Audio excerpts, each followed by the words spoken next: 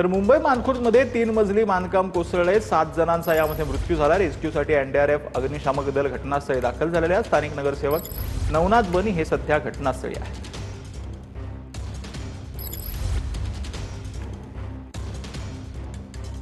तर आपल्यासोबत आपले प्रतिनिधी निखिल चव्हाण लाईव्ह जोडले गेलेले आहेत। आता 7 जणांचा मृत्यू झाल्याची माहिती मिळते। निखिल, नक्की काय सांगशील?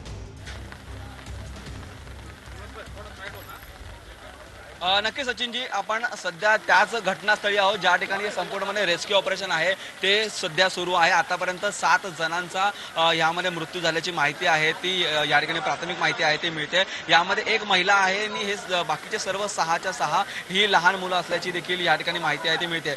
एनडीआरएफचं पथक आहे ते या ठिकाणी तैनात आहे आणि यांच्या माध्यमातून सध्या या ठिकाणी जे शोधकार्य आहे ते सुरू आहे। आता ते व्यक्ती या मलब्याच्या खाली अडकून राहिल्याची माहिती आहे ती सध्या मिळत आहे। आपण पाहतोय संपूर्ण रेस्क्यू ऑपरेशन आहे ते जवळपास 2 ते 3 तास झाले या संपूर्ण रेस्क्यू ऑपरेशनला हे सध्या सुरू आहे। पोलिसांच्या माध्यमातून आणि अग्निशमन दल असतील तसेच एनडीआरएफचे जवान असतील या तिघांच्या माध्यमातून हे सध्या बचाव कार्य आहे ते सुरू आहे। एक टीम सर्वप्रथम आहे ती या ठिकाणी आलेली होती आणि त्यानंतर आता दुसरी टीम या ठिकाणी एनडीआरएफची आहे ती बोलवण्यात आलेली आहे आणि या ठिकाणी एनडीआरएफच्या माध्यमातून जे डॉग स्क्वॉड आहे ते देखील आता या ठिकाणी आहे ते बोलवण्यात आलेलं आहे। डॉग स्क्वॉडच्या माध्यमातून ही संपूर्ण जे शोधकार्य आहे ते सुरू आहे, कारण ज्या मलबाच्या खाली आहे तो व्यक्ती नक्की कुठल्या भागात अडकलेला आहे याची माहिती आहे ती या ठिकाणाहून घेण्यासाठी हे सर्व एनडीआरएफचे जवान आहेत ते सध्या कामाला लागले आहेत। जेसीबीच्या सहाय्याने ज्या ठिकाणी माणसं होती त्या ठिकाणचा परिसर आहे तो खाली करण्यात आलेला आहे, परंतु आपण पाहिलं तर या ठिकाणी जे घर पडलेलं आहे त्या घरामध्ये कोणीही राहायला नव्हतं। यांच्या बाजूला जी घरं होती त्या घरावरती हा संपूर्णपणे जो मलबा आहे या घराचा भाग आहे तो पडला आणि त्या घरामध्ये राहत असलेले नागरिक आहेत तर त्यांचा जीव मात्र याच्यामध्ये गेलेला आहे। हा नाहक जीव यामध्ये गेलेला असताना सध्या त्यांचं बचाव कार्य आहे ते या ठिकाणी सुरू आहे। एनडीआरएफचे जवान पथक आहेत ते या ठिकाणी सध्या हे रेस्क्यू ऑपरेशन करताना आपल्याला या ठिकाणी पाहायला मिळतात। स्थानिक नगरसेवक नवनाथ बन हे देखील या ठिकाणी आहेत आणि पालिकेचे सर्व अधिकारी आहेत ते अधिकारी या ठिकाणी आपल्याला उपस्थित असल्याचं पाहायला मिळत आहे।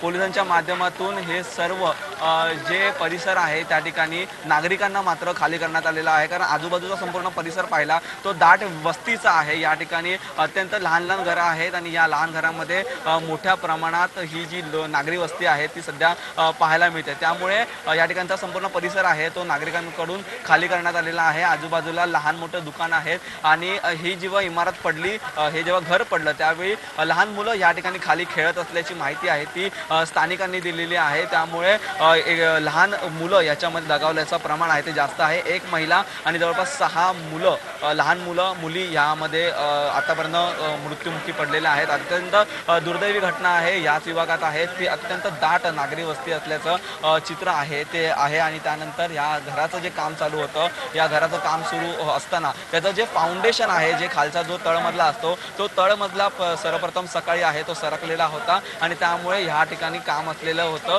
त्या व्यक्तींना देखील दुसऱ्या इकडे शिफ्ट करण्यात आलेलं आहे। ज्या घरामध्ये आधीपासून नागरिक राहत होते त्या सगळ्यांना या ठिकाणाहून शिफ्ट करण्यात दुसऱ्या ठिकाणी आहे ते हलवण्यात आलेलं होतं, परंतु घराच्या बाजूला जी लहान चाळ होती त्या चाळीवरती मात्र हा संपूर्णपणे जो मलबा आहे तो पडला आणि ह्या चाळीतील नागरिकांना आणि इथे राहत असलेल्या त्या घरामध्ये जी व्यक्ती होती त्यांना ह्या ठिकाणी जो मृत्युमुखी आहे तो ते पडलेले आहेत। सध्या ही सर्व दृश्य आहे ते पाहतं ज्यामध्ये रेस्क्यू ऑपरेशन या ठिकाणी एनडीआरएफच्या जवानांच्या माध्यमातून केलं जात आहे। सध्या जेसीबीच्या माध्यमातून बराचसा भाग आहे तो या ठिकाणाहून हटवण्यात आलेला आहे आणि ज्या वस्ती आहे, ज्या आतमध्ये ज्या चाळीमधली घरं आहेत त्याच्यामध्ये आता सध्या शोधकार्य आहे ते सुरू आहे। नक्कीच निखिल, या संपूर्ण सविस्तर माहितीसाठी धन्यवाद।